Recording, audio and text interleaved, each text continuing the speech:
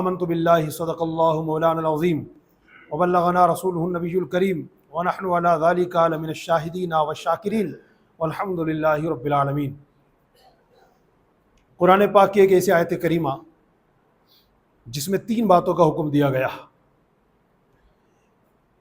کلمہ پڑھنے والا، ایمان لانے والا، مسلمان ہونے کا دعویٰ کرنے والا ان 3 باتوں پر عمل کر لے، رب کعبہ کی قسم وہ کامیاب ہو جائے گا۔ یہ میں کامیابی کی گارنٹی نہیں دے رہا بلکہ میرے رب کا کلام دے رہا ہے۔ قرآن پاک کے 6 سپارے سے سورۃ المائدہ کی آیت نمبر 35 ابھی آپ حضرات کے سامنے میں نے پڑھ کر سنائی ہے۔ اسی حوالے سے انشاءاللہ آپ حضرات کے سامنے کچھ باتیں ہوں گی۔ میرا کریم مولا مجھے حق کہنے، آپ سب کو حق سننے اور ہم سب کو اللہ الرحمن کہنے سننے سے زیادہ حق پر عمل کرنے کی توفیق عطا فرمائے۔ جماعت اہل سنت کے قدیم طریقہ کار کے مطابق گفتگو کا آغاز کرنے سے پہلے انتہائی عقیدت و محبت کے ساتھ اپنے اور ساری کائنات کے مرکزی عقیدت حضور رحمت عالم، نور مجسم، شاہ بنی آدم، رسول محتشم، فخر عالم، فخر آدم و بنی آدم، حضور احمد مجتبی حضرت محمد مصطفیٰ صلی اللہ تعالی علیہ وسلم کی عالی شان بارگاہ بے کس پناہ میں ایک آواز ہو کر نبی آخر الزمان صلی اللہ علیہ وسلم کو حاضر و ناظر جانتے ہوئے، گنبد خضرا کا تصور باندھتے ہوئے، کیونکہ مزہ اسی انداز میں درود پڑھنے میں آتا ہے۔ الصلاۃ والسلام علیک یا رسول اللہ وعلی آلک واصحابک یا حبیب اللہ، الصلاۃ والسلام علیک یا نبی اللہ وعلی آلک واصحابک یا نور اللہ صلی اللہ تعالی علیہ وسلم۔ نویت سنت الاعتکاف۔ 3 باتیں اللہ تعالیٰ نے اس آیت کریمہ میں بیان فرمائی ہیں۔ آپ حضرات کی جانکاری کے لیے بتا دوں کہ آج چاند کی 1 تاریخ ہے۔ محرم، صفر، ربیع الاول، ربیع الاخر کے بعد آنے والا اسلامی سال کا 5واں مہینہ جمادی الاولیٰ، یہ بابرکت مہینہ شروع ہو چکا ہے۔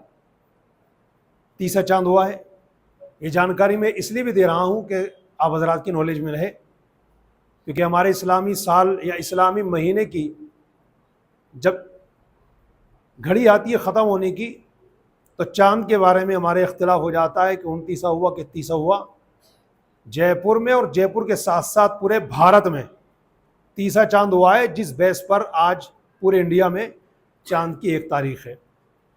عرض یہ کر رہا تھا، قرآن پاک کے 6 پارے سے سورۃ المائدہ کی آیت نمبر 35 ابھی آپ حضرات کے سامنے میں نے پڑھی ہے۔ ایک لفظ آپ نے بہت سنا ہوگا، وسیلہ، ہمارے عقیدے میں شامل ہے۔ وسیلہ کیا ہے؟ کیا وسیلے کا حکم قرآن پاک میں دیا گیا ہے؟ کیا انبیاء کرام علیہ الصلوۃ والسلام نے اللہ کے حضور وسیلہ پیش کیا ہے؟ اسی تعلق سے چند باتیں ہیں۔ پہلے آپ ٹرانسلیشن سماعت فرمائیں۔ قرآن پاک کے 6 پارے سے سورۃ المائدہ کی آیت نمبر 35 میں اللہ ارشاد فرماتا ہے، یا ایھا الذین آمنو، اے ایمان والو۔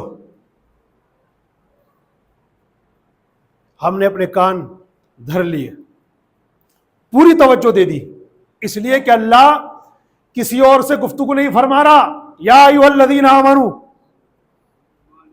جو بھی ایمان والا ہے اب ایکٹیو ہو جائے، اللہ اس سے کچھ فرما رہا ہے۔ اور یا ایھا الذین آمنو، یا ایھا الذین آمنو، یا ایھا الذین آمنو قرآن پاک میں درجنوں مقامات پہ آیا۔ یہ ہماری خوش نصیبی ہے کہ اللہ تعالیٰ نے بطور خاص اسپیشلی ہمیں مخاطب کیا ہے، اے ایمان والو۔ یہ ہماری بہت بڑی خوش نصیبی ہے۔ اب اللہ نے ایمان والوں کو مخاطب کر کے 3 باتیں ارشاد فرمائی۔ اے ایمان والو، اتقوا اللہ، اللہ سے ڈرو، نمبر 1۔ نمبر 2، وابتغوا الیہ الوسیلہ، اور اس کی بارگاہ میں وسیلہ پیش کرو، وجاہدوا فی سبیلہ، اور اس کی راہ میں خوب کوشش کرو۔ اے اللہ، اگر بندہ تجھ سے ڈر گیا، یعنی تقوی اختیار کر گیا، تیری بارگاہ میں وسیلہ پیش کر گیا، تیری راہ میں خوب کوشش کر گیا، ملے گا کیا؟ فرمایا لعلکم تفلحون، کامیابی مقدر ہو جائے گی۔ دیکھو فلاح قرآن پاک میں کئی مقامات پر یہ لفظ آیا فلاح. فلاح کی آسان ڈیفینیشن آپ یاد کر لیں, کوئی پوچھے تو آپ بتا سکتے ہیں. فلاح کا مطلب صرف قبر کی کامیابی نہیں ہے, فلاح کا مطلب صرف پل صراط کی کامیابی نہیں ہے, فلاح کا مطلب صرف دنیا کی کامیابی نہیں ہے, فلاح کا مطلب صرف قیامت کی کامیابی نہیں ہے, فلاح کا مطلب صرف آخرت کی کامیابی نہیں ہے, بلکہ علماء مفسرین بیان فرماتے ہیں دنیا و آخرت کی مکمل کامیابی کو فلاح کہتے ہیں. جس نے 3 عادتیں اپنے اندر اجاگر کر لی, نمبر 1 تقوی اختیار کر لیا, اتقوا اللہ. نمبر 2 اللہ کی بارگاہ میں وسیلہ پیش کرنے والا بن گیا, وابتغوا الیہ الوسیلہ, اور اللہ کی راہ میں خوب کوشش کرنے والا بن گیا, وجاہدوا فی سبیلی, اسے ڈھونڈنے نہیں جانا پڑے گا کامیابی کدھر ہے, کامیابی اس کے قدموں میں آ کے لوٹے گی, اس کے قدموں کا بار بار بوسہ دے گی. اب ڈیٹیل عرض کرنا چاہوں گا, کوئی بھی کام کریں, اللہ نے پہلے نمبر پر فرمایا اللہ سے ڈرو. اللہ سے ڈرنے کا سیدھا سیدھا مطلب ہوتا ہے تقوی اختیار کرو. کچھ بھی کام کرو تقوی اختیار کرو. فار ایگزامپل کاروبار کر رہے ہو, تقوی اختیار کرو.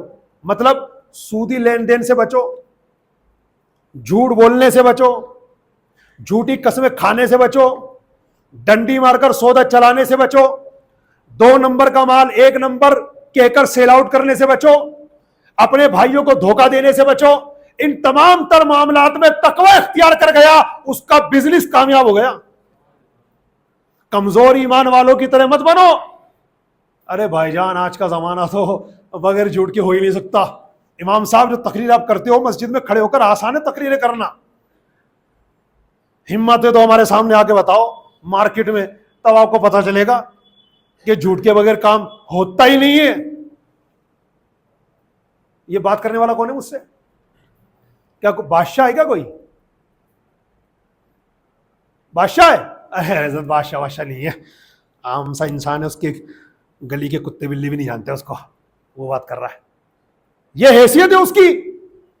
حضرت سلیمان علیہ السلام صرف بادشاہ نہیں تھے بلکہ پوری دنیا کے بادشاہ تھے. بزنس تھا آپ کا. حضرت عبد الرحمن بن عوف رضی اللہ تعالیٰ عنہ, میرے پیارے نبی کریم صلی اللہ علیہ وسلم کے 1,24,000 صحابہ میں سب سے مالدار صحابی. ثابت کر دو ایک جگہ کے جھوٹ بول کے کاروبار کیا. حرام تو بہت بڑی چیز ہے, شبہے کا مال, ڈاؤٹ کا مال, شک کا مال, یعنی یہ حلال ہے کہ حرام ہے, اس کو کہتے شبہے کا مال. وہ بھی ان کی سمپتی میں نہیں تھا.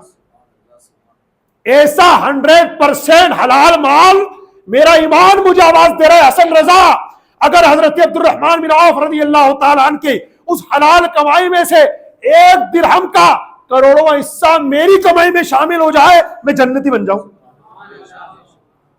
حضور نے فرمایا سچا تاجر قیامت کے دن نبیوں کے ساتھ ہوگا. بزنس تو سبھی کرتے ہیں, مگر وہ کون سا بزنس مین ہے جو قیامت کے دن اللہ کے نبیوں کے ساتھ رہے گا؟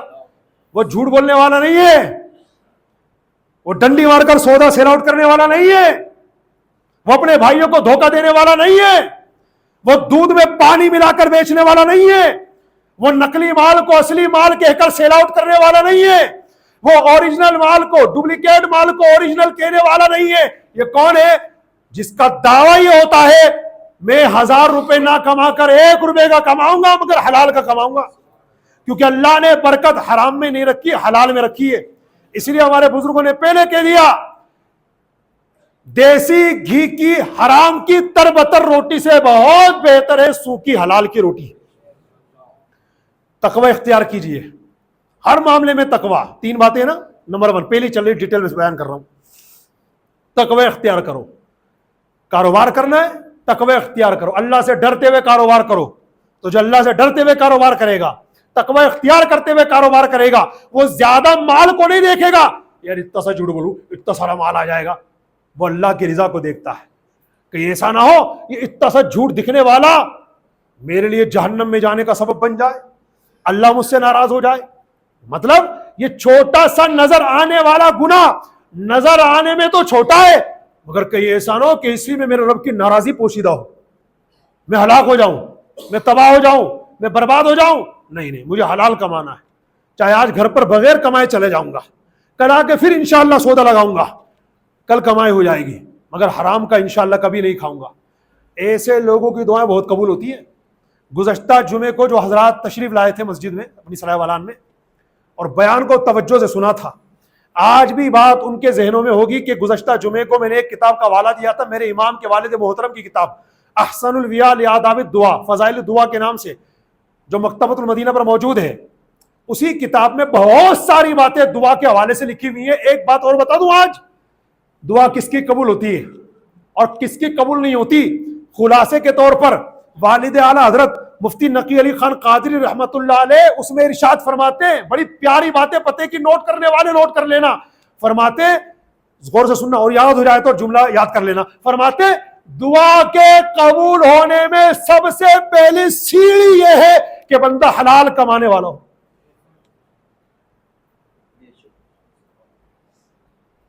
حضرت موسیٰ علیہ السلام کا گزر ایک میدان کے قریب سے ہوا، ایک نوجوان کو دیکھا، یوں اپنے ہاتھ اوپر کر کے دھاڑے مار مار کے رو رہا ہے، پتہ نہیں کیا دعا کر رہا تھا، وہ اس کا کوئی پرسنل میٹر ہوگا، دعا کر رہا۔ حضرت موسیٰ علیہ السلام کھڑے ہوئے، اس کی دعا کا انداز آپ کو اتنا بھلا لگا، پیار آ گیا آپ کو اس پر، وہیں کھڑے ہو گئے حضرت موسیٰ علیہ السلام میدان میں جہاں بندہ دعا کر رہا تھا، اور دیکھنے لگے اسے، اس کی گریہ وزاری دیکھ کر آپ کو رحم آیا، اتنا رو رہا تھا، وہ تڑپ رہا تھا، بلک رہا تھا، اور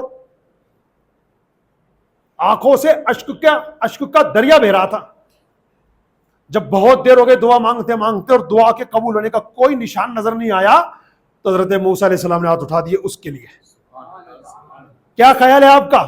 جس کے لیے اللہ کے نبی ہاتھ اٹھا دے، بتاؤ بیڑا پار ہوگا کہ نہیں ہوگا؟ مگر وہاں کچھ معاملہ دوسرا ہی تھا۔ اللہ کے جلیل القدر پیغمبر حضرت موسیٰ علیہ السلام، جن کا لقب کلیم اللہ ہے، قرآن پاک میں نبیوں میں سب سے زیادہ ذکر جن کا آیا وہ حضرت موسیٰ علیہ السلام ہے۔ اس حضرت موسیٰ علیہ السلام نے اللہ کے دربار میں اس کی سفارش کے لیے ہاتھ اٹھا دیا، یا اللہ کتنی دیر سے رو رہا ہے، کتنی دیر سے تڑپ رہا ہے، کتنی دیر سے بلک رہا ہے، اے اللہ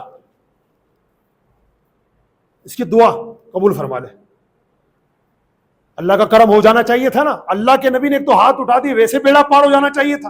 پھر حضرت موسیٰ علیہ السلام نے زبان بھی ہلا دی اس کی سفارش میں، اب تو ضرور بیڑا پار ہو جانا چاہیے، مگر ایسا کچھ نہیں ہوا، بلکہ اللہ کی طرف سے رپلائی آتا ہے حضرت موسیٰ علیہ السلام کو، اور میرے توجہ دینے والے بھائی توجہ دینا، اللہ کی طرف سے رپلائی آتا ہے، موسیٰ آپ اس کی سفارش مت کیجیے، اس کی سفارش مت کیجیے، اگر یہ اپنے ہاتھ اتنے پھیلا لے کہ اس کے ہاتھ آسمان تک پہنچ جائیں، یہ اتنی چیخ چیخ کے دعا کرے، روئے، دہاڑے مار مار کے روئے، اس کا سینہ پھٹ جائے، تب بھی ہم اس کی دعا قبول نہیں کریں گے۔ ہاتھ اتنے لمبے کر لے کہ آسمان تک پہنچ جائیں، اتنی چیخ چیخ کے رو رو کر دہاڑے مار مار کے روئے، اس کا سینہ پھٹ جائے، تب بھی ہم اس کی دعا قبول نہیں کریں گے۔ مولا کیا گناہ ہو گیا اس سے، اتنا سب کچھ کرنے کے باوجود بھی دعا قبول نہیں ہوگی؟ فرمایا ہے موسیٰ بات دراصل یہ ہے، جو اس کے جسم پر ہے وہ بھی حرام کا ہے، جو اس کے پیٹ میں وہ بھی حرام کا ہے۔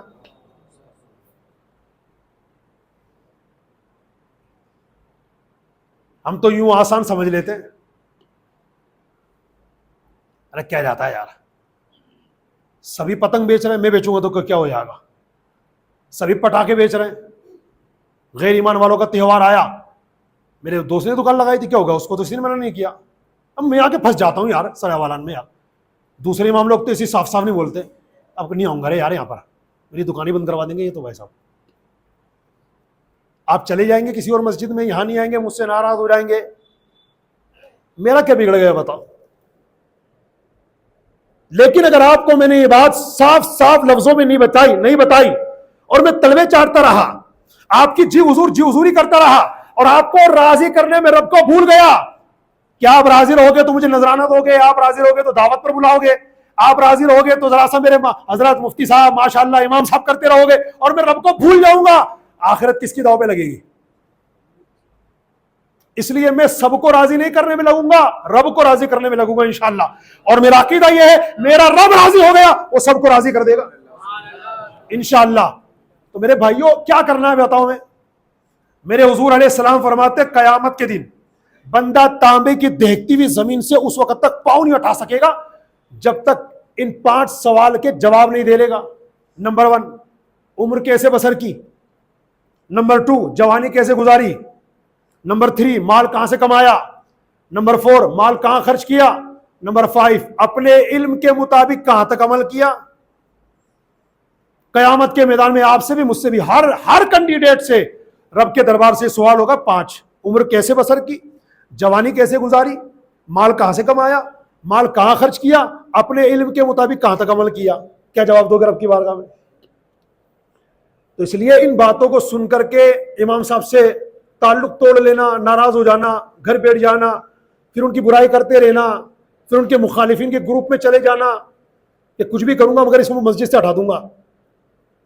एक बात मिसाल दे रहा हूं, होगा क्या बताओ इससे, होगा क्या? आखिरत किसकी तबाह हो रही है, हराम किसके जेब में जा रहा है, हराम किसके पेट में जा रहा है, और फिर रोना रोते हो पता नहीं कौन सा गुनाह हो गया, दुआई कबूल नहीं हो रही।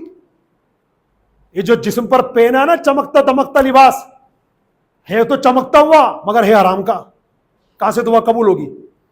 ये पेट जो बाहर निकल रहा है, लोग देख के कह रहे हैं क्या खा रहा भाई, भर रहा है हराम का। नहीं, इससे कामयाबी नहीं मिलेगी। हर मामले में मुझे भी और आपको भी तकवा इख्तियार करना है। अर्ज ये कर रहा था, कोई भी काम हो, अब जैसे शादी ब्याह करनी है, तकवा इख्तियार करो। अल्लाह ने इन 3 बातों में पहली बात क्या फरमाई, इत्तकुल्लाह, अल्लाह से डरो, मतलब तकवा इख्तियार करो। शादी ब्याह करनी है, तकवा इख्तियार करो, मतलब गाने बाजे नहीं होंगे, बेपर्दगियां नहीं होंगी, डीजे नहीं बजेंगे, अल्लाह को नाराज करने वाले काम नहीं होंगे, सुन्नत के मुताबिक मुस्तहब तरीके पर निकाह हो जाए, इसी का नाम शादी है। और क्या करना चाहते हो? तालीम हासिल करना चाहते हो, करो तालीम हासिल, मगर तकवा इख्तियार करे। तकवा इख्तियार करते अल्लाह से डरते हुए, कैसे? तालीम हासिल करनी है, करो, बिल्कुल करो, मगर किसी को नीचा मत दिखाओ। तालीम हासिल करने के बाद सीना चौड़ा करके मत चलो। तालीम हासिल करने पर दूसरे बंदों को अपने से हकीर मत समझो, जलील मत समझो, कमतर मत समझो, हकीर मत समझो। तुम्हें अल्लाह ने नेमत दी एजुकेशन की, अपने पास रखो, अल्लाह का शुक्र अदा करो, मगर ये अल्लाह की नेमत मिलने के बाद सीना का चौड़ा हो जाना, भूल जाना, रब को भूल जाना, यह बहुत बड़ी गफलत की अलामत है।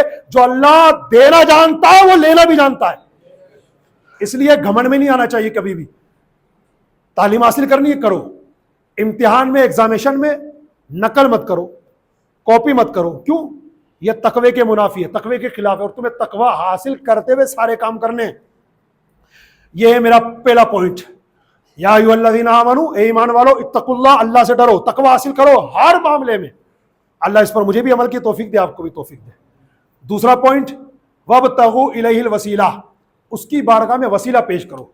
याद रखना मेरे भाइयों, उसी किताब जिसका मैं बार बार नाम ले रहा हूं, आला हज़रत के वालिद मोहतरम की, उसी में यह बात भी दर्ज है कि जो लोग ये चाहते हैं कि अल्लाह के दरबार में उनकी दुआएं कबूल हो, उन्हें चाहिए कि अल्लाह के हुजूर वसीला पेश किया करें। या अल्लाह प्यारे नबी का वसीला, या अल्लाह नबियों का वसीला, या अल्लाह वलियों का वसीला, या अल्लाह सहाबा का वसीला, या अल्लाह ताबाइन का वसीला, या अल्लाह तबे ताबाइन का वसीला, या अल्लाह बुजुर्गान दीन का वसीला। क्यों? हम तो गुनहगार हैं, सर से लेकर पैर तक पूरे गुनाह में डूबे हुए, हमारी दुआ कौन से कबूल होने के लायक है?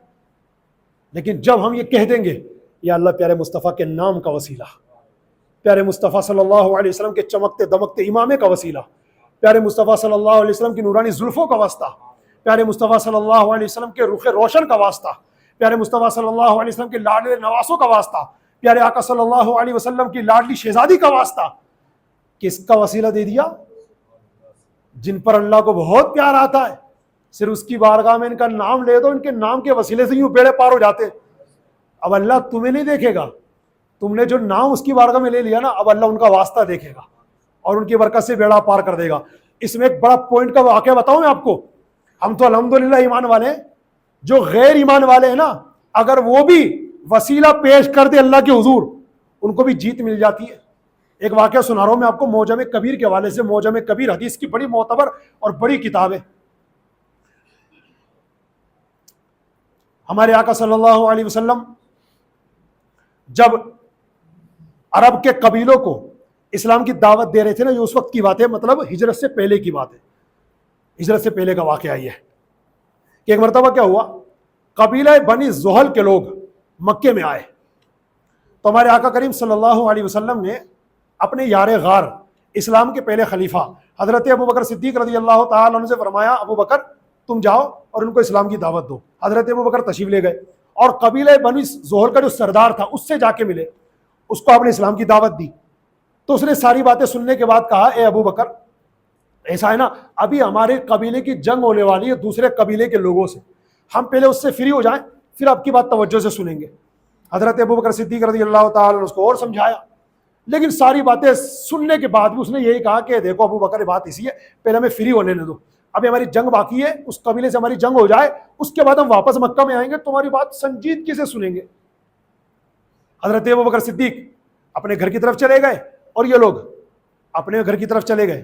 پھر وہ وقت بھی آیا کہ قبیلہ بنی زہل کے لوگوں کا معرکہ ہوا, ان کی جنگ ہوئی دوسرے قبیلے کے لوگوں سے. پتہ ہے کیا ہوا, سنیے غور سے, ایمان نہیں لائے تھے نا ابھی ایمان, خالی ایمان کی دعوت سنی تھی حضرت ابوبکر صدیق کی زبان سے, اور حضرت ابوبکر صدیق رضی اللہ تعالیٰ عنہ نے اسی اسلام اور ایمان کی دعوت میں ہمارے کریم آقا رحمت بن کر تشریف لانے والے مصطفیٰ صلی اللہ علیہ وسلم کا انٹروڈکشن کروا دیا تھا, ان کو تعارف کروا دیا تھا ان کو.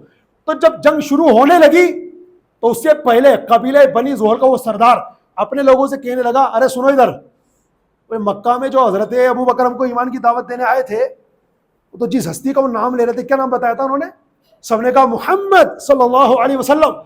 اس سردار نے کہا, غیر ایمان والے سردار نے کہا بس آج اس جنگ کے اندر وہی نام محمد ہمارا سہارا بنے گا. کہا چلو میدان میں کود پڑو میرے سپاہیوں اور اسی نام محمد کو پکارتے رہنا. میرا دعویٰ یہ ہے کہ جب ہم اللہ کی بارگاہ میں اس نام محمد کا وسیلہ پیش کر کر کے دعا کریں گے جنگ میں جیت ہماری ہوگی. غیر ایمان والے بات کر رہے ہیں, ایمان والے نہیں. ابھی خالی ایمان کی دعوت سنی تھی, ایمان قبول کہاں کیا تھا. کود گئے ان کے سپاہی میدان جنگ میں اور دوسرے قبیلے کے لوگوں سے جنگ ہوئی اور یہ نام محمد کو پکارتے رہے پکارتے رہے پکارتے رہے پکارتے رہے. اللہ تعالیٰ نے نام محمد کے وسیلے سے ان لوگوں کو جیت عطا کر دی. اچھا پھر میں نہیں کہہ رہا کہ اللہ نے نام محمد کی برکت سے ان کو جیت عطا کی, نہیں, بلکہ سنیے آگے. جب ان کے جیتنے کی خبر پیارے مصطفیٰ کریم صلی اللہ علیہ وسلم کی بارگاہ میں آئی اور حضور کو بتایا گیا کہ یا رسول اللہ ان لوگوں نے آپ کے نام کا وسیلہ مانگا تھا اور الحمدللہ ان کو آپ کے نام پاک کی برکت سے فتح مل گئی, تو حضور نے کیا فرمایا, بی نصیرو, ہاں میرے نام کی برکت سے ان کو برکت ملی اور انہوں نے جنگ میں فتح حاصل کی. اللہ نے میرے نام پاک کی برکت سے ان کو جیت عطا فرمائی. یہ ہے وسیلہ. ہم بھی وسیلہ پیش کریں اللہ کے دربار میں, کم بختوں کی بدبختوں کی بے ایمانوں کی باتوں میں نہ آئے. جو قرآن پاک میں چھٹے پارے کی سورۃ المائدہ کی 35 نمبر کی آیت میں صاف لکھا ہوا ہے, اس کے باوجود بھی معاذ اللہ وسیلے کا انکار کرتے ہیں. اب آپ مجھے ایمانداری سے بتا دو, آیت پڑھی نا میں نے, اب آپ سے پوچھ رہا ہوں, اگر کوئی قرآن پاک ایک لفظ کا انکار کر دے کیا کہو گے؟ مسلمان کہو گے اسے؟ یہ بندہ تو صاف وسیلے کا انکار کر رہا ہے, پھر مسلمان کیسے ہو سکتا ہے؟ میں ایزی ٹرانسلیشن پھر آپ کے سامنے پیش کر رہا ہوں. یا ایھا الذین آمنوا, اے ایمان والو, اتقوا اللہ, اللہ سے ڈرو, وابتغوا الیہ الوسیلہ, اور اس کی بارگاہ میں وسیلہ پیش کرو, وجاہدوا فی سبیلہ, اور اس کی راہ میں خوب کوشش کرو, لعلکم تفلحون, تاکہ تمہیں کامیابی مل جائے. مطلب اللہ تعالیٰ نے کامیابی کا معیار ان 3 چیزوں کو قرار دیا ہے, تقوی, وسیلہ, اس کی راہ میں کوشش. 3 چیزیں جمع ہو جائیں گی نا, کامیابی خود آ کے آپ کے قدموں کو بوسہ دے گی, بار بار چومے گی, یاد رکھنا. تو اس لیے یہ دور ویسے بھی پرفتن دور ہے, تو ایرے گیرے نتو خیرے کی گفتگو نہ سنا کرے. ایمان کب چلا جائے کچھ پتہ نہیں. اسی وجہ سے تقریباً 1450 سال پہلے ہمارے کریم آقا صلی اللہ علیہ وسلم نے فرما دیا تھا, ایک زمانہ وہ آئے گا کہ ایک ہاتھ اسلام پر, ایمان پر ثابت قدم رہنا ایسا دشوار ہو جائے گا جیسے ہتھیلی پر آگ کا انگارہ رکھنا دشوار ہو جاتا ہے. اس کی ایگزامپل حضور نے دی, فرمایا ایک بندہ صبح کو مومن ہوگا, شام کو کافر ہو جائے گا, شام کو مومن ہوگا, صبح کو کافر ہو جائے گا. یہ وہی دور چل رہا ہے. ہماری زبان سے یعنی کتنی ایسی بکواسیں نکل جاتی ہیں, پتہ ہی نہیں چلتا. جھگڑا ہو رہا تھا 2 بندوں میں, مثال دے رہا ہوں, جھگڑا ہو رہا تھا 2 بندوں میں, کوئی لین دین کا معاملہ ہوگا تو سامنے والے نے یوں کہہ دیا کہ بھائی اللہ چاہے گا تو میں جلدی دے دوں گا. اس نے کیا کہا غصے میں, اب اللہ کیا کرے گا؟ Out of Islam is boundary. Hasan Raza کا فتویٰ نہیں ہے, مذہب اسلام کا فتویٰ ہے. اللہ کیا کرے گا اس میں؟ قرآن پاک نے کیا کہا, یفعل اللہ ما یشاء، اللہ کی طاقت یہ، اللہ جو چاہتا ہے کر سکتا ہے. کیا سمجھ رکھا ہے؟ غصے میں آ گیا، غصے میں نکل گیا تھا تو غصے میں کیا پاگل ہو جاؤ گے؟ غصے میں بیوی کو طلاق دے دو گے؟ غصے میں اپنے بچے کو مار دو گے؟ کیا کرو گے غصے میں؟ کہ پورے گاؤں کو آگ لگا دو گے؟ یہ بھی عجیب غصہ ہے یار. حضور کی بارگاہ میں ایک شخص آیا اور جب کامیابی کی اس نے چیزیں مانگی، خلاصہ عرض کر رہا ہوں، تو حضور مجھے کیا نہیں کرنا چاہیے؟ فرمایا غصہ مت کرو. حضور پھر فرمایا غصہ مت کرو، پھر فرمایا غصہ مت کرو. ایک حدیث میں فرمایا کہ طاقتور وہ نہیں ہے جو دوسروں کو پچھاڑ دے، طاقتور وہ ہے جو غصے کے وقت کنٹرول میں رہے، قابو میں رہے. ایسی اب دیکھو یہ بندہ ابھی تک کیا تھا؟ 5 وقت کا نمازی تھا، بلکہ ایک بار بتاؤں تہجد پڑھتا تھا، پتہ نہیں کتنی تسبیح روزانہ پڑھتا تھا. 1 سیکنڈ نہیں لگا مذہب اسلام نے دھتکار کے باہر پھینک دیا، آؤٹ آف اسلامک باؤنڈری. کچھ لوگوں کو یہ بات بھی سمجھ میں نہیں آتی، یہ کیسے ہو سکتا ہے یار کہ آدمی مسلمان ہو اور اس کا نکاح بھی ٹوٹ جائے، اسلام سے نکل جائے؟ ایسا کیسے ہو سکتا ہے؟ کتنا پڑھا لکھا ہے؟ چل بتا، پھر تجھ سے بات کروں گا. کتنا پڑھا لکھا ہے؟ پڑھا لکھا؟ اچھا قرآن شریف پڑھا ہوا ہے کیا؟ نہیں. وہ باتیں کتنی بڑی بڑی کر رہا ہے. تیرے جس دماغ میں کیڑے بھر گئے، گندے کیڑے، اب اس میں اگر یہ بات سمجھ میں نہیں آ رہی تو کہ میرا قصور ہے، میرے دین کا قصور ہے، میری شریعت کا قصور ہے، کس کا قصور ہے؟ تو پہلے ایجوکیشن حاصل کیجئے، علم حاصل کیجئے، اسلام کے رولز اینڈ ریگولیشنز کی اسٹڈی کیجئے، پھر آپ کو پتا چلے گا دودھ کیا ہے، پانی کیا ہے، صحیح کیا ہے، غلط کیا ہے، حلال کیا ہے، حرام کیا ہے، جائز کیا ہے، ناجائز کیا ہے. ورنہ جس کو علم نہیں ہوتا نا ویسی بکواسیں کرتا ہے. پکنک پہ گئے ہوئے چند دوست، فرینڈ سرکل پکنک پہ گئے ہوئے. ایک 5 وقت کا نمازی تھا ماشاءاللہ. اس نے اپنے دوست سے کہا ارے بھائی نماز کا ٹائم ہو گیا، سوئمنگ تو بعد میں کر لیں گے، آ جاؤ پہلے نماز پڑھ لیتے. تو ایک نے چلا کے کہا بھائی آج تو چھٹی ہے نماز کی. Out of Islamic boundary. میں نہیں کہہ رہا یہ بات، میرے دین نے کہا ہے. ہاں میرے مرشد محترم قبلہ امیر اہل سنت کے بہت سارے احسانات میں اس امت پر بہت بڑا احسان ہوا جو آپ نے کتاب اس امت کو لکھ کر کے دے دی. اس کا نام ہے کفریہ کلمات کے بارے میں سوال جواب. اس میں اس طرح کے کئی کفریات لکھے ہوئے ہیں مثال اور ایگزامپل کے طور پر کہ اگر کسی نے یہ کہہ دیا گیا کام سے، کسی نے یہ کہہ دیا گیا کام سے، کسی نے یہ کہہ دیا گیا کام سے. مطلب اسلام میں رہا نہیں وہ. اب اس پر فرض ہے نئے سرے سے توبہ کرے، نئے سرے سے کلمہ پڑھے، نئے سرے سے اگر بیوی والا ہے تو نئے مہر کے ساتھ 2 گواہوں کی موجودگی میں نیا نکاح کرے. کسی پیر کامل کا مرید تھا تو بیعت بھی کٹ ہو گئی وہیں پر. اب نئے سرے سے کلمہ پڑھنے کے بعد پھر نئے سرے سے مرید ہو سکتا ہے، کیونکہ اس نے کیا کہا آج تو نماز کی چھٹی ہے، تو یہ نماز کی توہین ہے. اور آپ پوری دنیا کا وزٹ کر لیں، یہ نماز کی اہمیت ہی کی بات ہے کہ دنیا میں کوئی کتنی بڑی کمپنی کا امپلائی ہو چھٹی مل جاتی ہے. یہاں مصلی پر نماز پڑھانے والا ہوا ہے جس کی کبھی چھٹی نہیں ہے. یہ الگ بات ہے کہ امام صاحب بھی آپ کی طرح انسان ہیں، ان کو بھی آپ کی طرح ضرورتیں پڑتی ہیں، ان کو بھی آپ کی طرح کام پڑتا ہے. جس طرح آپ کو دیر ہو جاتی ہے ان کو بھی دیر ہو جاتی ہے. تو اس سے بوکھلانے کی ضرورت نہیں ہے کہ امام صاحب لیٹ کیوں ہو گئے، امام صاحب چھٹی پہ کیوں ہیں، امام صاحب آج کیوں نہیں آئے، امام صاحب کل دونوں ٹائم کہاں تھے. ساری فائلیں اگر تیار رکھنے کی ضرورت ہے تو پھر یہیں پر آفس لگا لیجیے اپنا. امام صاحب جب آئیں تو آپ کی بارگاہ میں آئیں، سگنیچر کرے جی میں آیا ہوں نا السلام علیکم، اور جب نہیں آئے تو آپ کو پہلے بتائیں میں نہیں آؤں گا آج، السلام علیکم، دعا میں یاد رکھنا. پھر آپ مجھے سوال جواب کریں کہاں جاؤ گے، کتنے کلومیٹر تک جاؤ گے، کیا ضرورت ہے، کیا آپ کا بھائی یہ کام نہیں کر سکتا، کیا دوسرا نہیں کر سکتا، کیا آپ کو جانا ضروری ہے.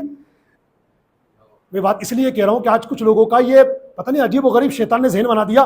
کیا بولتے ہو پیچھے اس امام کے، تو پڑ جاؤ پیچھے اس امام کے، پڑ جاؤ پیچھے اس امام کے. کہاں جا رہا ہے، کہاں جا رہا ہے، کب سوتا ہے، کب اٹھتا ہے، کب بیٹھتا ہے، کیا کھاتا ہے، کیا پیتا ہے. پڑ جاؤ پیچھے اس امام کے. تم نے کہا کیا ہے پیچھے اس امام کے، تو پڑ جاؤ پیچھے اس امام کے. یہ میں مسلم سماج کی جنرلی بات کر رہا ہوں، مگر میں جانتا ہوں کہ الحمدللہ ہمارے ہاں نماز پڑھنے والوں میں، مقتدیوں میں اللہ کے کرم سے بہت اچھے دماغ والے، بہت اچھے ذہن والے، اپنے امام کا بہت ادب کرنے والے لوگ بھی آتے ہیں جو ساری مجبوریاں جانتے ہیں. خیر میں اس ٹاپک پر نہیں جاؤں گا، ٹائم بہت کم رہ گیا ہمارے پاس. تو محترم پیارے اسلامی بھائیوں، میں بات کر رہا تھا وسیلے کی. تو مت پڑھیے ایسے کم وقتوں کے بیانات سننے کے لیے، ورنہ کب ذہن خراب ہو جائے، کب ایمان چلا جائے. گانے بھی سنتے ہیں نا ہم لوگ، ہمارے گانے بھی خوب گائے جاتے ہیں اور بجائے جاتے ہیں. ان گانوں کی وجہ سے یعنی کتنے مسلمانوں کا ایمان خراب ہو جاتا ہے. ایک گانا سناؤں میں آپ کو, امام صاحب گانا مسجد میں, تو مجھ سے کیا یہ امید رکھو گے میں اتنا گیا گزرا کہ آپ کو گانا سناؤں گا؟ میرے مرشد نے یہ جو کتاب لکھی نا کفریہ کلمات کے بارے میں سوال, اس کے آخر آپ دیکھیے گا 35 اشعار لکھے ہوئے گانوں کے, 35 شعر لکھے ہوئے آخر میں. اور میرے مرشد نے پہلے بتا دیا اللہ کے کرنے سے گانے وانے نہیں سنتا, لیکن کچھ آپ جیسے محبت کرنے والے مجھ سے وابستہ ہیں جن کی زندگی پہلے گندگی میں گزری ہے, تو انہوں نے مجھ سے پوچھا کہ آپ حضرت اس بارے میں اسلام کا کیا ججمنٹ ہے, اس بارے میں اسلام کیا کہتا ہے, اس شعر کے بارے میں شریعت کا کیا حکم ہے. تو ایسے کچھ لوگوں سے مجھے کچھ اشعار مل گئے جن کا حکم میں نے اپنے علماء کی نگرانی میں بیان کر دیا, شریعت اور دین کیا کہتا ہے وہ اس میں لکھے ہوئے. ایک شعر سناتا ہوں اسی میں سے. امام صاحب خود بھی تو آپ بولے جا رہا ہو, آپ کافر نہیں ہو رہے کہ آپ خود تو اسلام میں ہو ابھی تک, ہم کو تو سب کو نکال دو. یاد رکھنا ایک فارسی کی کہاوت ہے, نقل کفر کفر نباشد. اس کا سیدھا سیدھا مطلب یہ تھا اگر آپ کسی کو تعلیم دینے کے لیے ایگزامپل کے طور پر کفر بولتے ہیں تو آپ کو گناہ نہیں بلکہ ثواب ملتا ہے, کیونکہ آپ سامنے والوں کو کہتے رہو ایجوکیشن, ان کی طرف آپ تعلیم ڈیلیور کر رہے ہو, علم فارورڈ کر رہے ہو ان کی طرف. اگر آپ نہیں بتاؤ گے ان کو پتہ کیسے چلے گا, تو یہ بتانا ضروری ہے. تو خالی یہ شعر سن لیجیے گانے کا, اس میں لکھا ہوا ہے, دیکھو آپ کی دعا سے میں بھی ان چیزوں سے الحمدللہ دور ہوں, گانے وانے سننے کا کوئی شوق نہیں, اور اللہ ایسا شوق کبھی آنے بھی نہ دے. اللہ کرے بس نعتیں سنتے رہے, نعتیں پڑھتے رہے, درود پڑھتے رہے, اور اسی نیک عادت میں اللہ کرے کہ وہ دن آئے, رمضان کا مہینہ ہو, آخری جمعہ ہو, سجدے کی حالت ہو, گنبد خضرا کا سایہ ہو, اور حضور کا دیدار کرتے کرتے دنیا سے چلے جائیں. ایک اس میں شعر لکھا ہوا ہے, خدا بھی آسمان سے جب زمین پہ دیکھتا ہوگا, میرے محبوب کو کس نے بنایا سوچتا ہوگا.